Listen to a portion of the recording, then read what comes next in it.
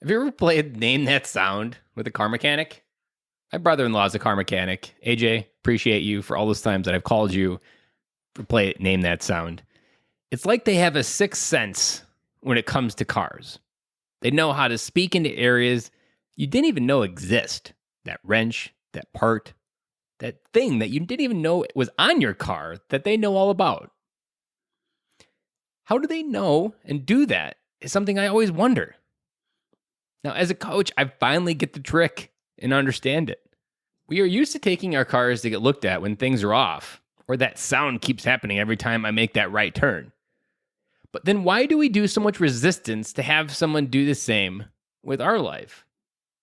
We all know the result of an undiagnosed car issue. The price goes up. It's always more expensive to fix a transmission issue a year after you first heard the problem than the first time you heard that problem. The cost of the change that you were looking for in your life is as cheap as it's going to be today. And that just rings true so much within car mechanics. And recently, I had this same lesson learned again in my life. I had a side mirror. It broke off when I backed out of my garage maybe like 6-7 years ago. And always told myself it would be way too much money. Never even had it quoted because I had this belief in my head that anything bodywork is just too expensive and it's not worth putting the $500 to $800 into it to get a side mirror fixed. The mirror was still there, so I could still see it was just missing the shroud. Then, after I asked my local mechanic, which took me a long time to find, but I now have one, and he says it's about $90. Cue the idiot look on my face. Now that it's fixed, I keep thinking how many years I drove with a broken mirror when the fix was a lot cheaper than I thought.